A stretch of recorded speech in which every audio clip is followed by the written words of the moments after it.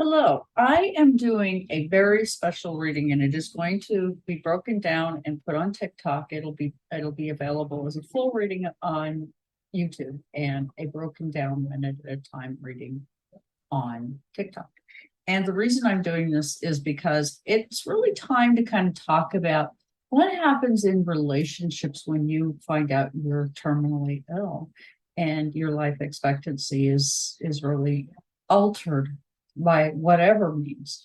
Well, I'm going to tell you as a cancer patient my story, and I'm using the Mana cards. I currently live in Hawaii. I'm using a 4 card spread. I'm a medical astrologer, and my approach to cancer is as a cancer thriver. Not that I have any special formula, except for I'm unwilling to, I guess, submit to my dilemma. And you can see that the first card is the Lono Kemplapua, or the opposite. So one is saying that kind of energy of what we fear in the dark of night, scorpionic, what we can't quite name, but know is there. The fear of maybe being sick and the fear of dying. And then the other side of that is those who are in relationship with us. So this is a two-sided card. You read both ways.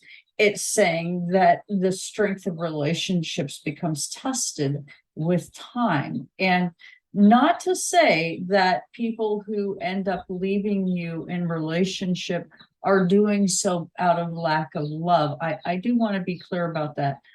It's perhaps that, as you can see, there's like a little grounds there and a picnic.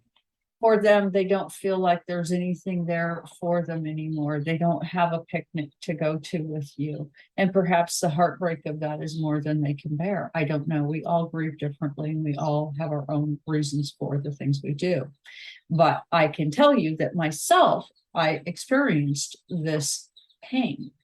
I had purchased a home for my daughter to live close by me in a community that was rather remote and would have been difficult for her to ever get the kind of income she would need to purchase a home. We made it available to her at a rent for which she could afford on a limited income.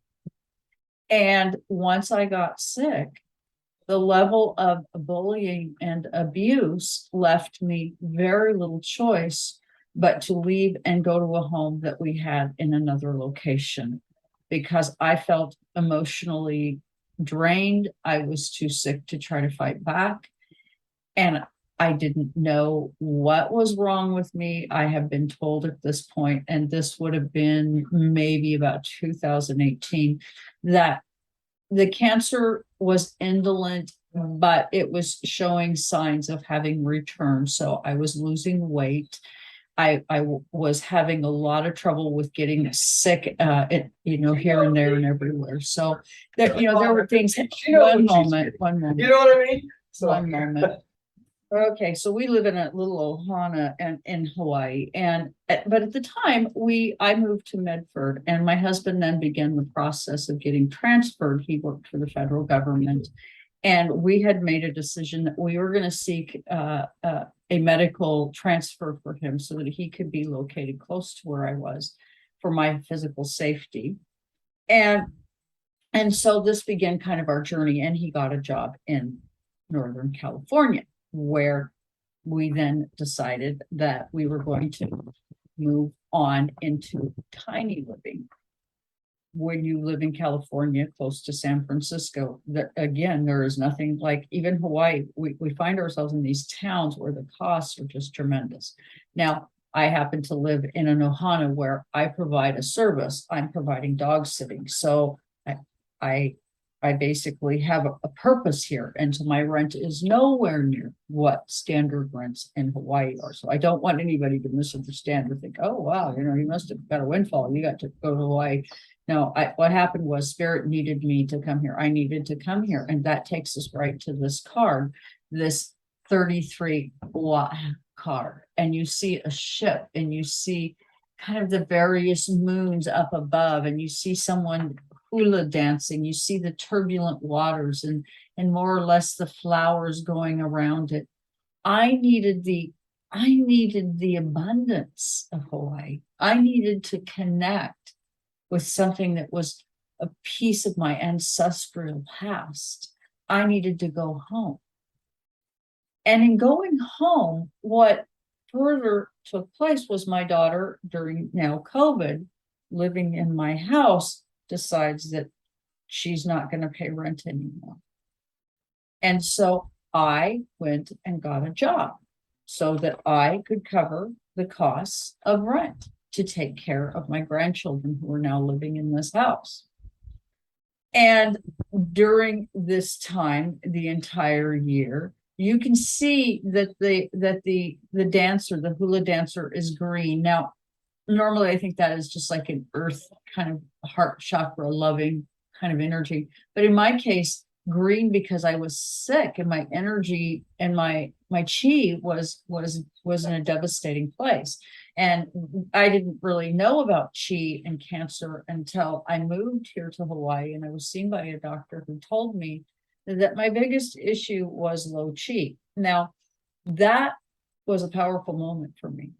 I had not heard anything like this. I'd only heard that I had cancer.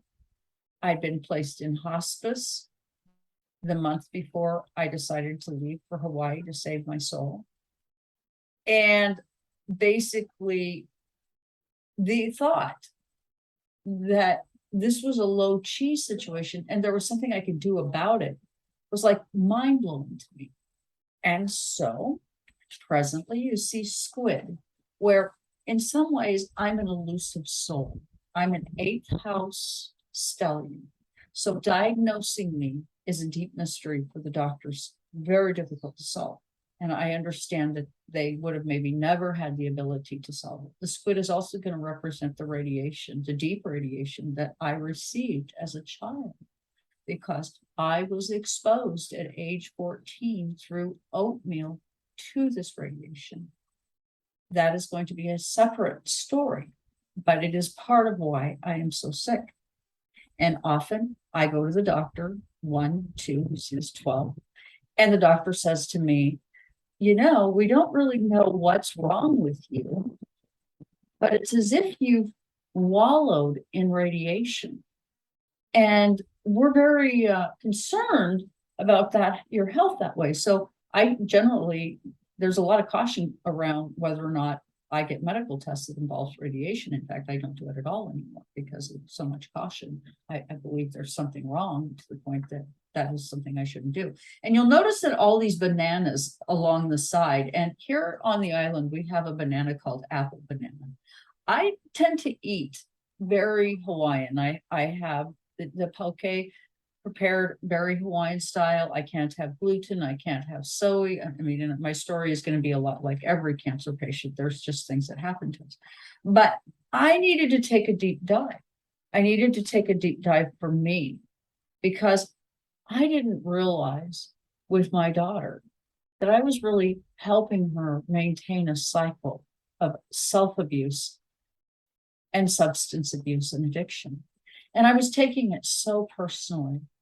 I thought it was all my fault. I thought I did something so very wrong that maybe I wasn't worthy of her. And I started going to school. That is where I became the cancer thriver. So in some ways, this pain that my daughter put me through in its own right left me seeking ways to heal my very wounded soul.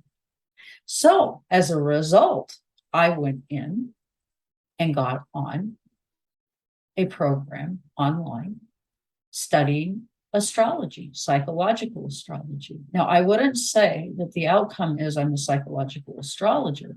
I'm actually quite a bit more than that. This was a 2-year program. It used to be a master's program, was converted over because basically religious bigotry played a part in moving the program forward and saying you can't have this here. We're too good for that. We're going to have a religious program instead. So not any big deal.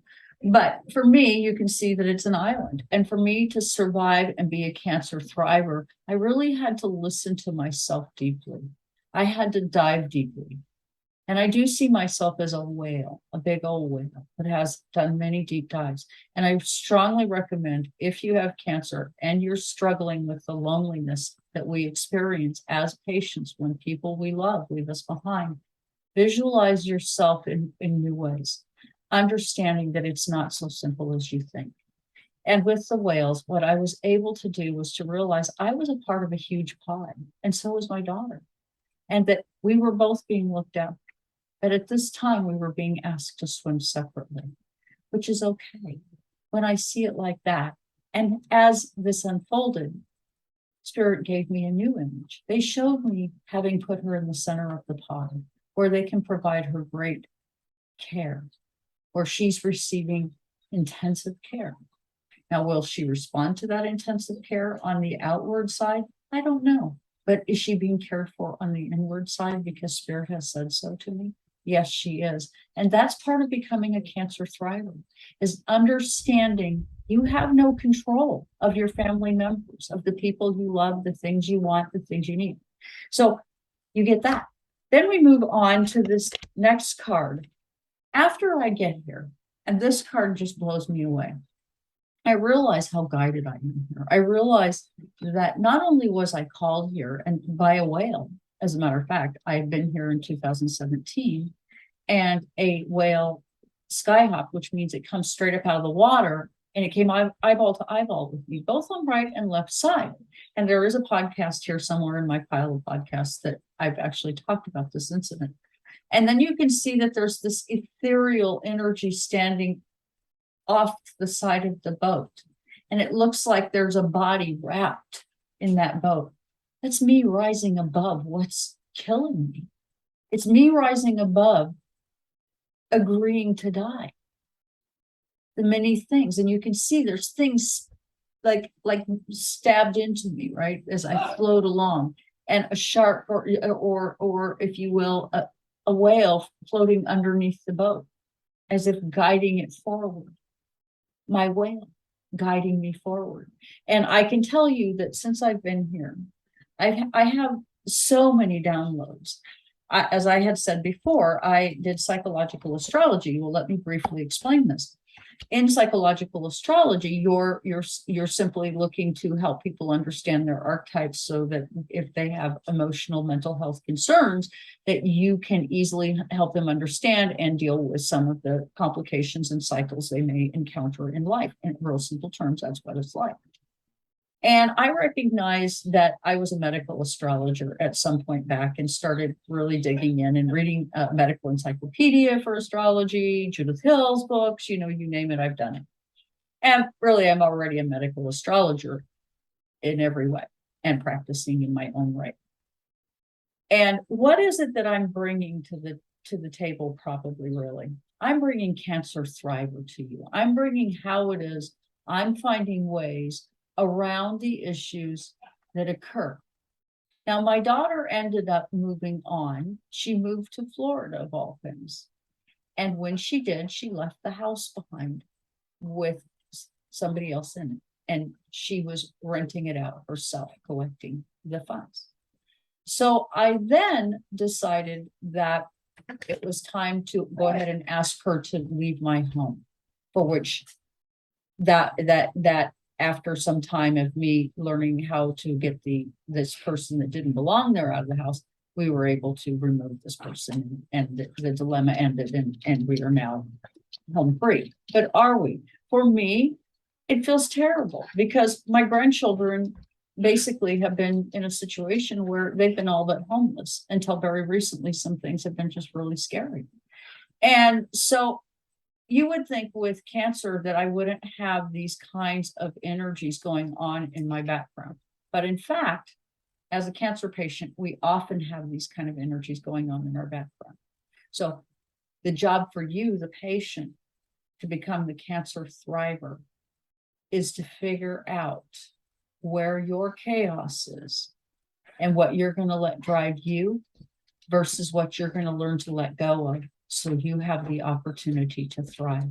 instead of self-sabotage. Because at some point, when we get cancer, we have agreed to die. And with that, please do hit the like, share, and subscribe. And if you have a cancer story that you would like to share with me, I would love to hear about it. Thank you so much for being here today.